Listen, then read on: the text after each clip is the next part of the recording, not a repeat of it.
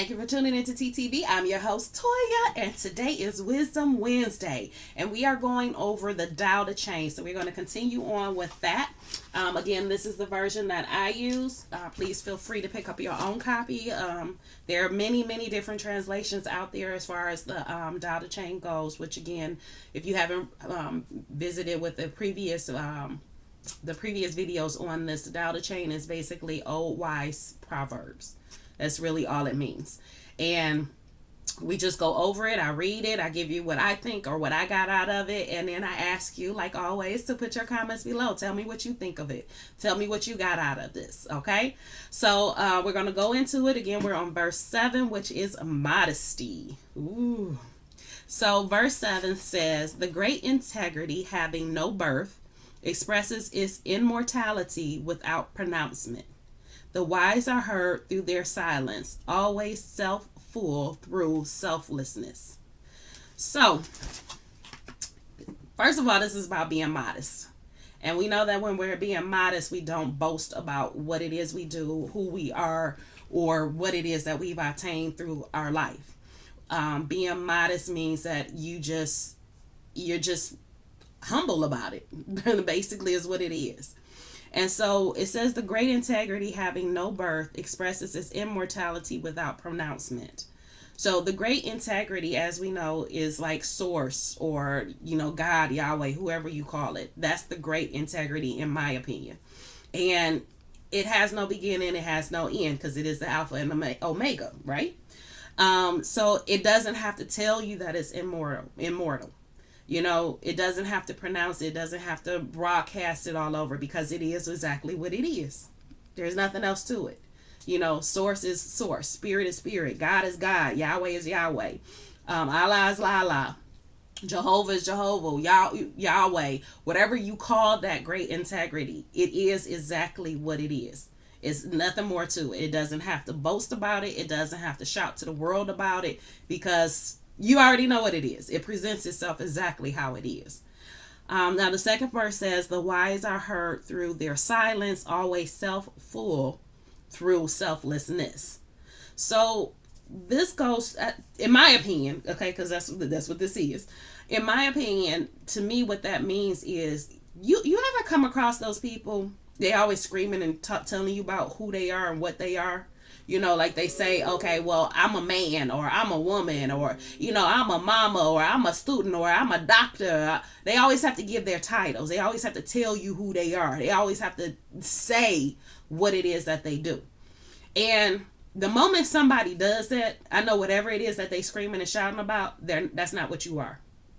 Because if you are, you're going to show it. A man doesn't have to tell you he's a man. His actions are going to show you that he's a man. His actions are going to tell you exactly who he is. You don't need the words to tell him. A woman is not going to sit around and scream, oh, I'm a woman, I'm a woman. No, her actions are going to tell you that she's a woman. She's going to show you the kind of woman she is in everything that she does. Just like a man is going to show you who he is in everything he does. So you don't have to boast about it. It's not something that you have to announce to the world because it is what it is. And so somebody who is wise, a wise person knows when to be quiet. A wise person knows when to speak. A wise person knows when to say something to you and when to just let you go and do your own thing. Okay? So the wise don't have to shout. They don't have to pronounce everything. They don't have to speak. I'm sure y'all understood back in the day when your grandma looked at you, she ain't say a word. All she did was look at you.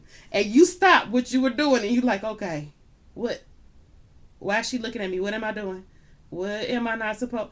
Let me just stop what I'm doing and I'm going to just, okay. Yes, grandma. She didn't have to say nothing to you. She didn't have to speak a word. And you knew she's staring at you. You was doing something you wasn't supposed to be doing. And you was acting in a manner that you wasn't supposed to be acting. And you hurried up. You stopped. You paused. And you got some get right real quick. Because you didn't want to get in trouble.